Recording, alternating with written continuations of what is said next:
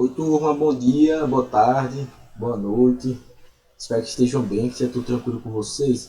Dando continuidade às nossas aulinhas, hoje nós vamos falar um pouco sobre o solo e o subsolo e sobre a vida de forma geral. Né?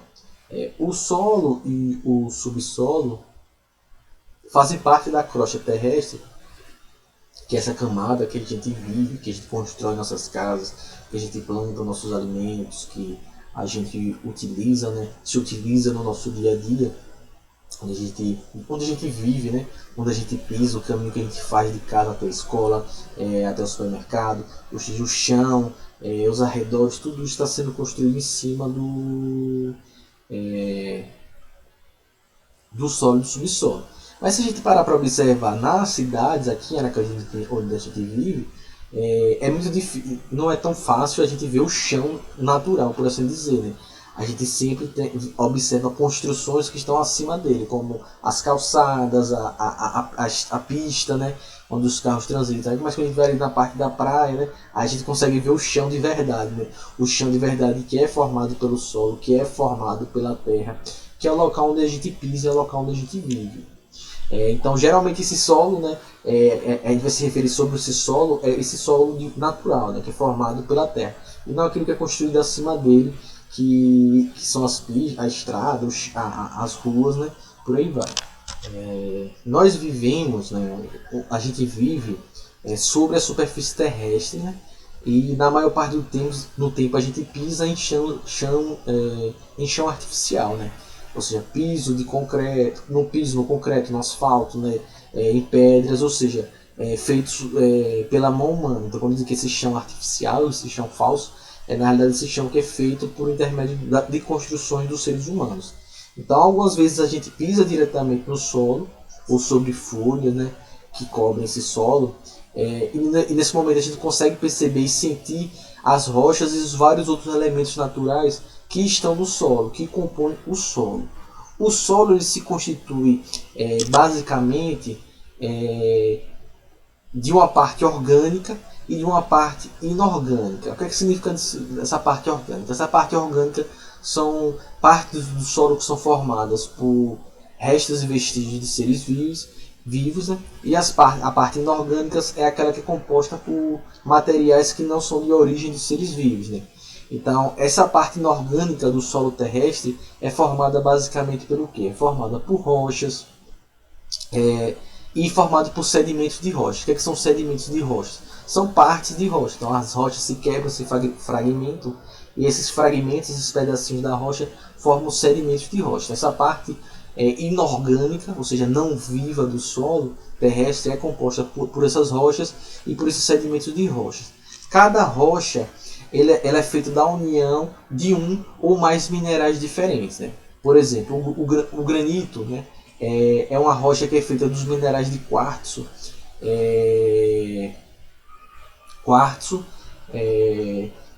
mica e feldspalto, né?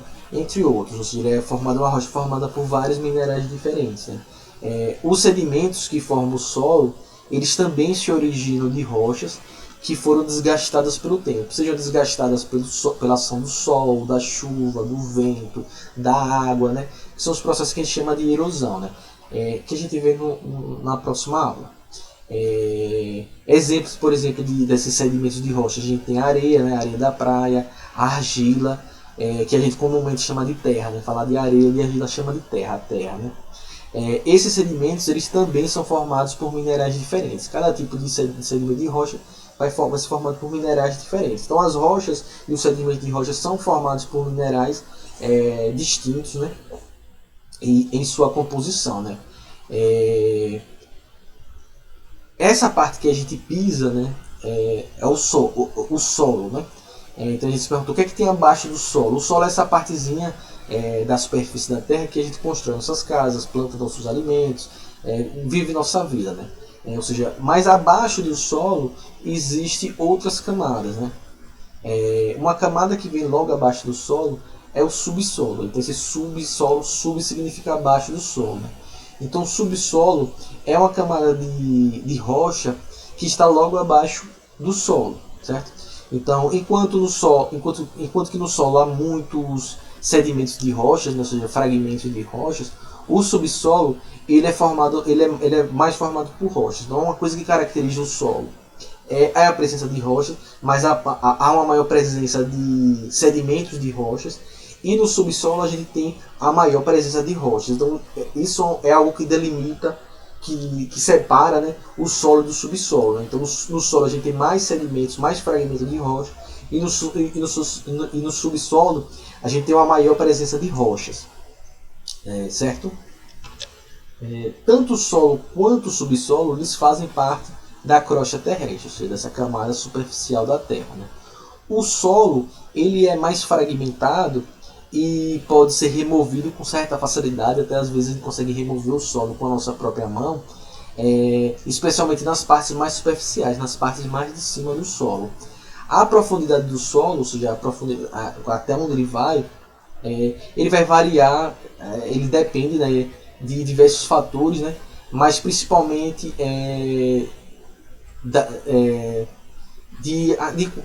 do tempo, né, do tempo que aquela a rocha originária, né, deu origem ao solo. Então, quanto tempo essa rocha ela ficou exposta, se degradando, né, sofrendo erosão, sofrendo desgaste. Né? Então, um desses fatores que vão determinar a profundidade do solo é justamente isso. Há quanto tempo a rocha original que deu origem ao solo foi exposta na superfície da crosta terrestre, e de quanto tempo ela ficou exposta aos eventos que desgastaram ela,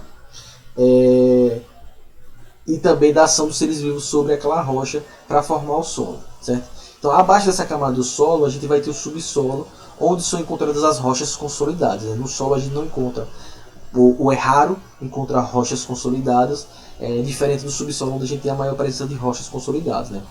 E abaixo do subsolo a gente tem a rocha inteira, a rocha original, a rocha que, quando foi se fragmentando, deu origem ao subsolo e deu origem ao solo, certo? A gente tem basicamente três tipos de rochas. Né? São as rochas magmáticas, as rochas sedimentares e as rochas metamórficas.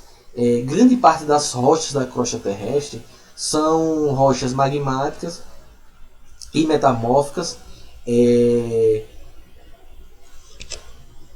Então, a grande maioria é formada por rochas metamórficas e magmáticas, mas quando a gente pega só a camada do solo, a camada mais superficial da crosta terrestre, essa situação se inverte. Né? A grande maioria das rochas que a gente encontra no solo são rochas sedimentares.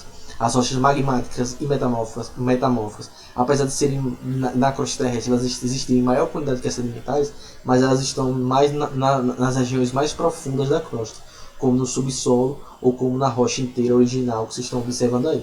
Então, no solo a gente vai encontrar mais rochas sedimentares, que são esses fragmentos de rochas. No subsolo a gente encontra mais as rochas consolidadas, e aí a gente vai ter uma grande quantidade de rochas magmáticas e rochas metamórficas, assim como na rocha inteira. Né? Então, se a gente pensar na composição total das rochas na crosta terrestre, a gente vai ter 5% de rochas sedimentares e 95% de rochas magmáticas e metamórficas, ou seja, existem muito mais rochas metamórficas e magmáticas na crosta terrestre do que sedimentares.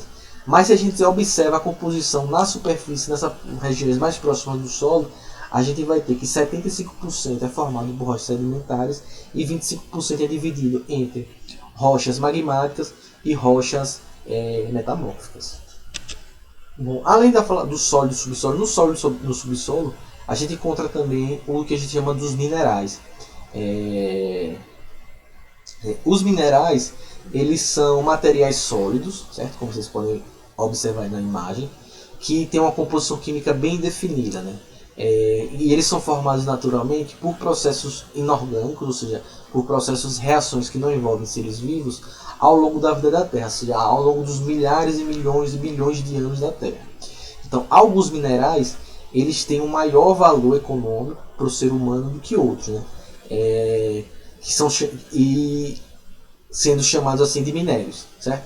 Então a gente tem os minerais, que são essas rochas sólidas que têm uma composição química muito bem definida, mas aqueles que têm maior valor econômico para o ser humano são chamados de minérios. Então os minerais são todos esses materiais sólidos com composição química bem definida e bem específica, que se formaram ao longo dos processos geológicos da Terra, ao longo dos processos inorgânicos, desde a formação do planeta até hoje. E isso a gente chama de minerais. Dentro dos minerais, os minerais que têm interesse econômico, que é de importância econômica para o ser humano, a gente chama eles de minérios. Então essas diferenças entre minerais e minérios. Minérios são minerais que têm importância econômica, certo? Então os minerais, eles são os principais elementos que compõem as rochas. Então as rochas são compostas por minerais, certo? E aí as rochas podem ser compostas por minerais diferentes, né? Então, ainda que existam milhares de minerais diferentes, a maioria é rara, né? Dos minerais especificamente, não das rochas. E o tipo de mineral, o tipo de minerais em cada rocha são diferentes, né? Entre si. Então, como existem uma quantidade de tipos de minerais diferentes em cada rocha, a gente vai ter tipos de rochas muito diferentes, ou seja, existe uma grande diversidade de rochas. Enquanto os minerais não, eles são mais facilmente identificáveis porque, como eu disse, eles têm uma composição química muito bem definida. Então a gente tem várias rochas diferentes que vão ter quantidades de tipos e raridades de minerais diferentes, mas os minerais eles são facilmente identificados porque eles têm características muito parecidas. Só de você ir passando o olho nessas que tem aqui, vocês não precisam saber, eu não vou cobrar isso não, mas tem bauxita, barite, galena, cromite, cobre, nesse aqui nativo copper, cobre ou cobre nativo, magnetite, limonite, aí tem quartzo, né, enxofre, né, titânio, titanite na realidade, né. Entre outros minerais aqui que a gente pode encontrar aqui. Eu coloquei em inglês porque foi a imagenzinha mais bonita que eu arranjei para vocês. Mas vocês não precisam saber os nomes, né? Mas aqui tem cobre, tem bauxita, tem entre outros minerais que a gente tem aí, né? Então, além de tudo isso aí, existem minerais que algumas vezes eles podem ser encontrados soltos na natureza, ou seja, soltos sem estarem fixados em rochas. Ou assim, então não tem essa distração, eles podem ser encontrados soltos, né? Então a gente tem alguns exemplos, são, por exemplo, o diamante, o enxofre, como eu falei para vocês, o talco, né? O mercúrio e o ouro. Por muito tempo, né, esses minerais soltos eles foram os que eram mais procurados, assim, por assim dizer, né? Esses minerais que estavam soltos no ambiente, em córregos, e por aí vai, né? Nas partes mais superficiais do solo, né? Que eram muito extraídos pelo que eles chamavam dos chamados garimpeiros. Não sei se direto passa na televisão, os garimpos ilegais, os garimpeiros. O que é um garimpeiro? Os garimpeiros são pessoas que coletam sedimentos nos leitos de rios, né? Usando uma espécie de peneira grande, né? Lembra lá que a gente falou lá no começo do processo de peneiração, né? Para extrair, né, sólidos de interesse. E aí eles vão tentando identificar e separar esses fragmentos minerais no meio da areia, né? Outra coisa que é comum também, os garimpeiros usando picareta para quebrar no interior de rochas, né? Para quebrar a parede em rochas que são conhecidas, né? Para poder extrair esses minérios, né? Aqui no Brasil, o garimpo se destacou inicialmente com a busca de ouro e diamantes nas Minas Gerais, é por isso que Minas Gerais se chama Minas Gerais, né? Que começou por volta lá dos anos 1700, né? No fim do século XVII, início do século XVIII. Mas aqui no Brasil há muitos episódios ligados à extração de minerais, sendo que ainda até hoje tem essa atividade econômica, mas eles só podem ser extraídos, né? Os minérios, né? Eles são extraídos, só podem ser extraídos hoje em dia por empresas e vendidos para a fabricação de objetos. O que não pode acontecer, o que vem acontecendo no Brasil são os garimpos ilegais, né? Que as pessoas, alguns garimpeiros legais invadem áreas de preservação, áreas que não pode haver a extração desses minérios, e eles fazem isso de forma ilegal para obter lucro e por aí vai. Existe um tipo específico de minério que são as gemas, né? Então, por exemplo, o ouro e o diamante são tipos diferentes de minerais, né? Enquanto o ouro é um metal, né, que pode ser moldado para formar joias e aplicação em circuitos eletrônicos, os diamantes eles são chamados de gemas minerais. Eles não são moldados, eles passam por um processo de polimento para ficar visualmente mais bonitos. E também são utilizados muito em joias. Mas, por exemplo, o ouro é um minério que ele pode ser moldado e formar várias coisas. As gemas, né, as gemas minerais como o diamante, como a ametista, eles não podem ser moldados. Né? Eles podem, no máximo, ser lapidados para ficar mais bonitos e crescer valor. Né? Há outros minerais que formam gemas, né? Que são a granado, topázio, esmeralda, rubi. Também são chamados de gemas outros materiais que são considerados muito valiosos, né? Ainda que eles não sejam de origem inorgânica, ou seja, das rochas. Eles vêm de origem orgânica, como é o caso das pérolas. As pérolas são produzidas por um molusco, né? Pelas ostras que vivem no mar.